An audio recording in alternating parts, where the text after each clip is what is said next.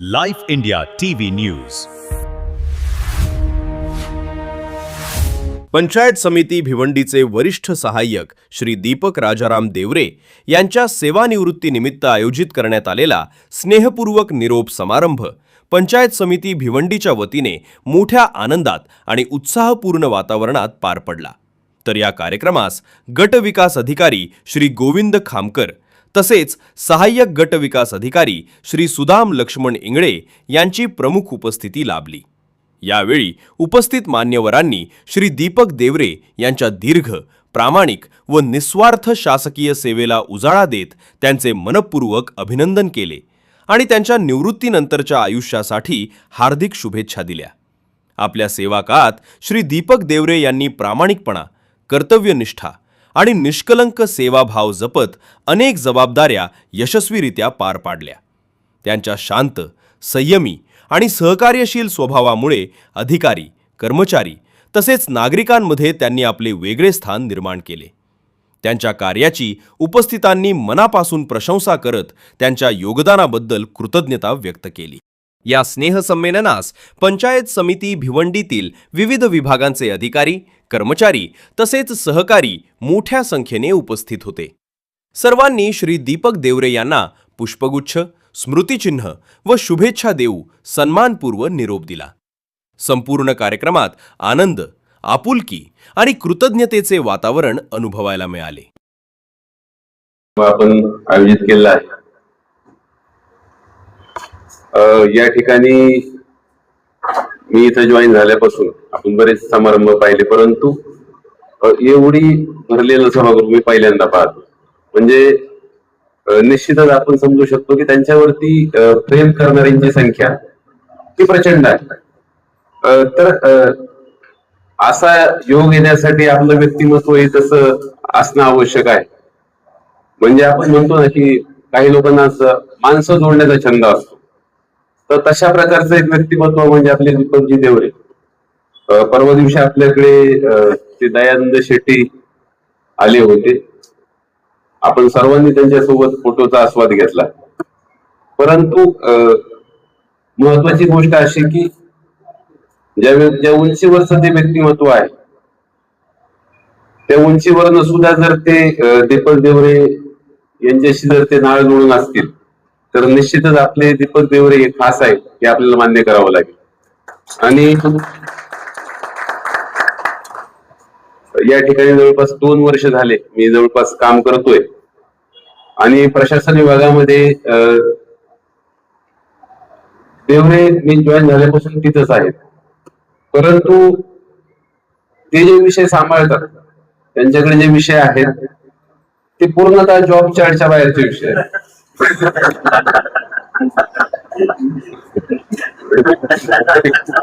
म्हणजे आढावा घेण्याच्या पलीकडे. म्हणजे उदाहरण की आता या भिवंडी तालुक्यामध्ये आता इथे बरेच पत्रकार मंडळी आहेत. म्हणजे आता त्यांच्याशी प्रशासन पत्रकार सुसंवाद असला तर तो सुसंवाद कायम ठेवणे, तर हे महत्वाचं दिव्य असं काम त्यांनी नेहमी केलं. म्हणजे बऱ्याचदा असे काही म्हणजे प्रसंग येतात आणि अनऑफिशियली सुद्धा ते काही प्रकारे हाताळावे लागतात. म्हणजे म्हणून म्हटलं की त्यांचा जो जॉब आहे तो बियॉन्ड जॉब चार्ट आहे. तर असं एक व्यक्तिमत्व आहे. आणि तुम्ही त्यांची एनर्जी लेवल पहा. म्हणजे मी नेहमी म्हणत असतो की ऐन 45 मध्ये रिटायर झालेलं व्यक्तिमत्व आहे. म्हणजे माझा आपला 100 दिवसाचा पूर्ण कार्यक्रम आपला चालू होता आणि सगळीकडे साफसफाई चालू होती. तिथे केबिन मधनं बाहेर येत होतो आणि वरून असा पालापाचोळा पडत होता. वरती कोण आहे तर हा. म्हणजे एकदम ऍक्टिव्हली एकटाच माणूस वरती सगळं ते झाडून हे करून. म्हणजे हे पहा, म्हणजे काही लोक कसं असतात की काम अंगाला लावूनच घ्यायचं नाही आणि काही लोक नकशिकांत ते कामात बुडालेले असतात. तर असं हे व्यक्तिमत्व आहे की म्हणजे एखाद्या कामापासून लांब पळण्याचा प्रयत्न केला नाही. त्यांनी काही गोष्टी ज्या आता त्यांच्या बोलण्यामध्ये मान्य केले की वयानुसार किंवा इतर नवीन जे तंत्रज्ञान आहे, ई ऑफिस आहे, ह्या गोष्टी त्यांच्याकडनं थोड्याशा व्यवस्थित हाताळल्या जात नव्हत्या असं त्यांनी प्रामाणिकपणे माझ्यासमोरही मान्य केलं. तरी सुद्धा या वयात सुद्धा त्यांनी आता समजा आपले सहकारी आहेत त्यांच्याकडनं थोड्या दोन गोष्टी शिकून म्हणा किंवा त्यांच्या मार्फत ते कामं करून घेण्याची त्यांची जी कला आहे त्या सर्वांवर त्यांनी निश्चितपणे मात केली. म्हणजे आज त्यांच्या रिटायरमेंटच्या दिवसापर्यंत तरी मला असं वाटलं नाही की त्यांना ई ऑफिस येत नाही. मी सुद्धा त्याच्या जास्त खोलात गेलो नाही की माझ्यापर्यंत फाईल कशी येते. परंतु ते तिथं दीपक देवरे लिहून येते हे माझ्यासाठी समाधान होत.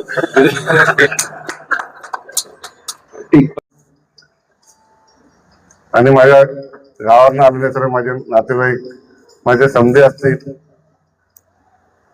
माझ्या भगिनी असतील, जरी त्या माझ्या नवण्या असल्या तरी मला भगिनी त्या आता 2 शब्दात मी काय वर्णन करू मलाच समजत नाही. या साईडला बघावा तर हिटलर बसलेत घरगुती.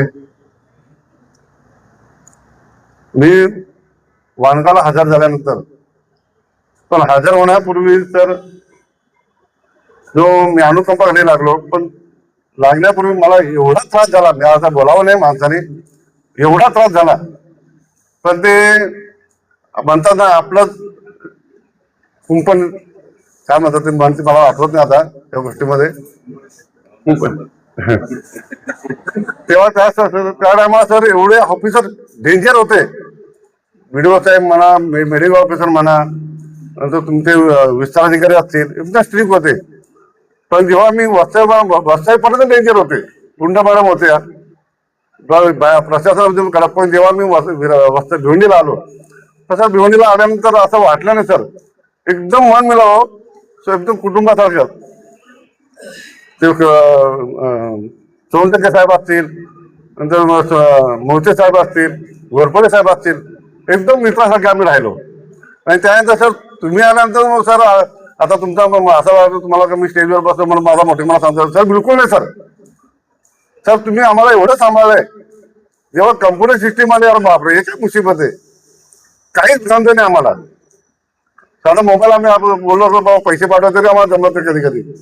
पण तुम्ही आम्हाला एवढं सांभाळा सर, टायमाचं बंधन ठेवलं पण तरी पण सांभाळून घेतलं, काम करून घेतलं.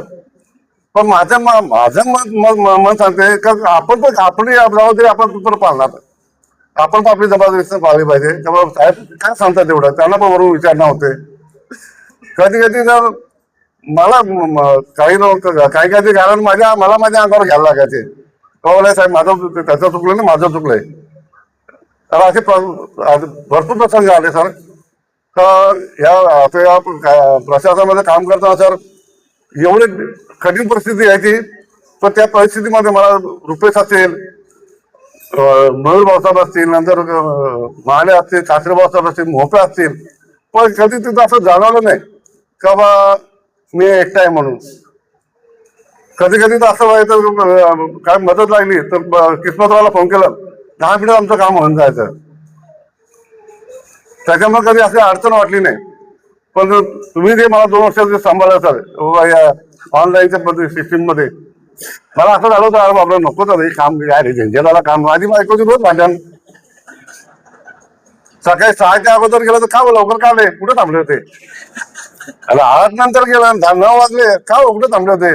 तर उत्तर द्यायचं म्हणून मी टाइमच ठेवला आता, 6:30 वाजता निघाला बरोबर टाइम आपण पक्का होतो.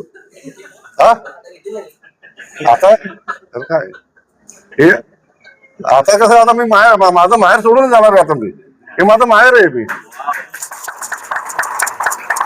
आता बघू सासरी कसं होतंय, घेऊ सहन करू. आता बरं सहनच करत आलोय.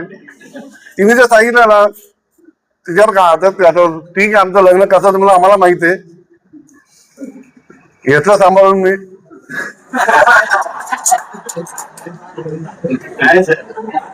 तेव्हा मी स्टार होतो, तिच्या नशिबेत मी भेटलो.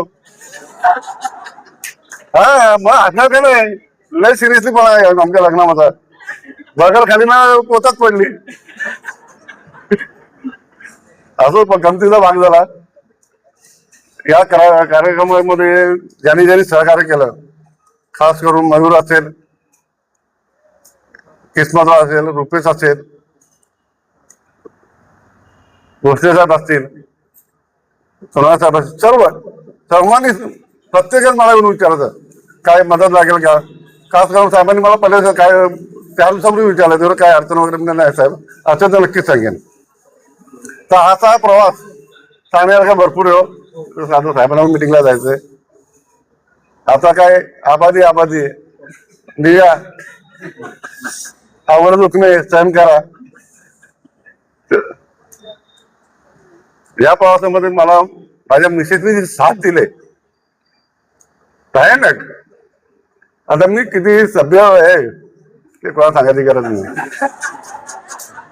म्हणजे प्रवासामध्ये म्हणजे तुम्ही वेगळा अर्थ नका लावून घेऊ. तो अर्थ माझ्या पुणेवाल्यानेच पकडला होता धावत्या ट्रेन मधून प्रवास होता तो. आज माझी मुलगी आहे, ती पण चांगल्या याला काम करते. माझे समधी देवासारखे भेटलेत. जावई चांगला आहे, चांगले तू राहिले का. आता ती परमनंट जॉबला लागली. आमचे चिरंजीव वा आबादी बस एवढं बोलून माझा दोन शब्द संपवतो. जय हिंद, जय महाराष्ट्र.